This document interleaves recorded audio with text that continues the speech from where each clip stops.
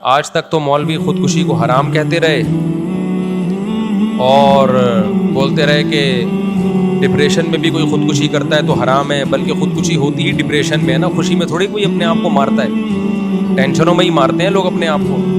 اس کا جنازہ بھی نہیں پڑھو، یوں بھی نہیں کرو، جہنم میں جائے گا. اور آج کسی مولوی کے بچے نے کر لی تو اب مولوی لوگ اس کی تعویلات میں لگے ہوئے ہیں. یہ کسی نے بڑا ایک لمبا چوڑا مضمون لکھا، فیس بک پہ ادھر ادھر وائرل کیا ہے.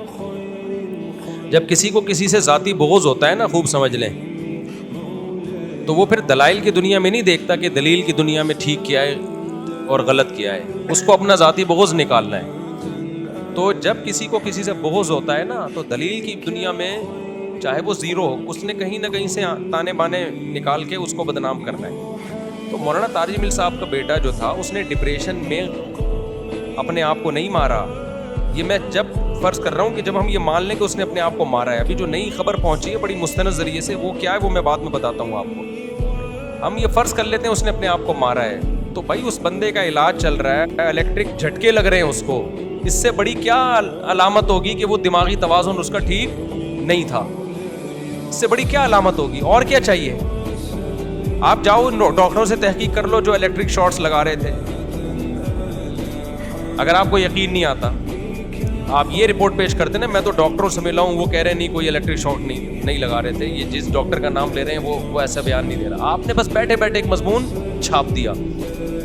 اور میری مولانا شاہد صاحب ہیں نا، جو لاہور میں ہوتے ہیں، ایک مدرسے کے استاذ ہیں، حضرت مولانا طارق مل صاحب کے بہت قریبی رہے ہیں. وہ 20 سال ان کے مدرسے میں استاذ رہے ہیں، ان کے گھر آنا جانا، ان کے بچے ان کی گودوں میں کھیل کے بڑے ہوئے ہیں.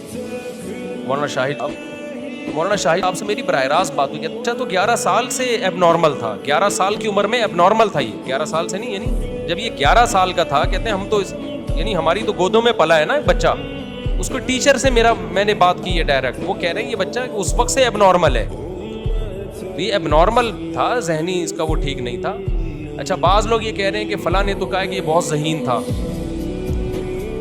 فلاں نے کہا کہ یہ بہت ذہین تھا. ایب نارمل بچے بھی ذہین ہو سکتے ہیں. ہر وقت ہر انسان جو ایب نارمل ہوتے ہیں نا، ہر وقت ان پہ وہ پاگل پنے کا دورہ نہیں ہوتا. میرے ایک جاننے والوں میں ایک لڑکا نے ماسٹر کیا ہوا تھا، جامعۃ الرشید میں کلیۃ الشریعہ کر رہا تھا. ہم زیادہ نہیں جانتے تھے، اس کی کہیں شادی ہو گئی تو لڑکی کے ابا نے کہا کہ بھائی یہ تو داماد ایب نارمل ہے. ہم نے کہا ایب نارمل کہاں ہے، اس نے ماسٹر کیا ہوا ہے. جب میں نے انکوائری کی تو مدرسے نے بھی بتایا، اس کے دوستوں نے بھی بتایا بھائی یہ ایب نارمل ہے. ماسٹر پتہ نہیں کر لیا اس نے، لیکن اس پہ دورہ چڑھتا ہے اب نارملٹی کا. اس وقت اس کو پتہ ہی نہیں ہوتا میں کیا کر رہا ہوں. چاقو نکالتا ہے، چھرا لے کے بھاگ رہا ہوتا ہے. پھر جب دورہ ختم ہوتا ہے تو نارمل ہو جاتا ہے. اس کو یاد بھی نہیں ہوتا کہ میں نے یہ سب کچھ کیا ہے. تو اس جو لڑکی کے ابا تھے، انہوں نے بتایا کہ بھائی ایک دم غصے میں چاقو نکالتا ہے ذرا ذرا سی بات پہ، اور جب نارمل ہوتا ہے تو ایسے ہو جاتا ہے جیسے کچھ تھا ہی نہیں. تو خیر ہم نے اس کو طلاق دلوائی. ہم نے کہا ایسا نہ ہو ایب نارملی میں گلا کاٹ دے اور جب ٹھیک ہو جائے کہہ رہے یہ گلا کس نے کاٹا. ٹھیک ہے نا، تو اس لیے کہ لڑکی کو تو بچانا ہے نا بہرحال. تو اب یہ جو مولانا کا بیٹا ہے حضرت مولانا طارق